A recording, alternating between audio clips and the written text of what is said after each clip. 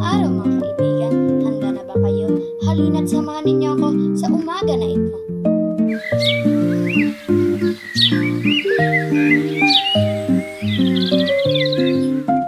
Ano nga ba ang kalikasan? Ang kalikasan ay maraming nakatagong yaman. Ito rin ay tahanan ng mga iba't ibang hayop tulad ng ibon, isda at marami pang iba. Dito rin nagmula ang ating mga pagkain at gamit tulad ng kahoy at marami pang iba. Ang kalikasan rin ay nagbibigay sa atin ng buhay na dapat nating pangalagaan. Ngayon, magbibigay kami ng mga paraan para mapangalagaan natin ang kalikasan. Tara na!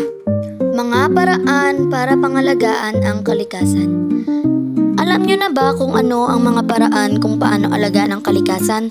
Kung hindi, narito ang mga paraan para alagaan ang kalikasan.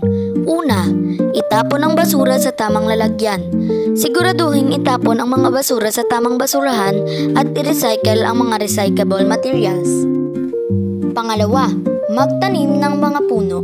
Ang mga puno ay nagbibigay ng oxygen at mapanatili ng balanse ang ekosistema.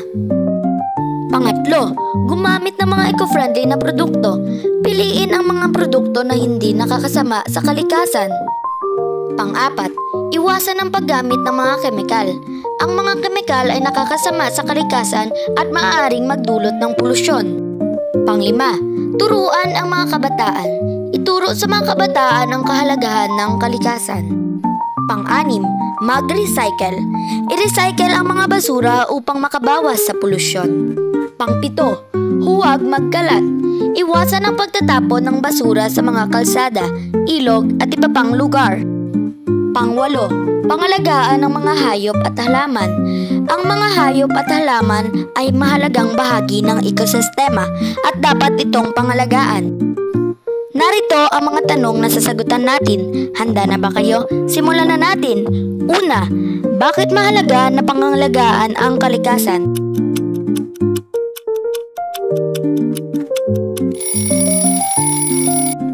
Tama! Mahalaga na pangalagaan ang kalikasan dahil ito ang nagbibigay sa atin ng mga pangunahing pangangailangan tulad ng hangin, tubig at pagkain. Ang kalikasan din ang nagbibigay ng kagandahan at kabutihan sa ating kapaligiran. Kung hindi natin ito pangalagaan, maaari itong magdulot ng mga sakuna at problema sa ating buhay. Pangalawa, paano natin mapapangalagaan ang kalikasan?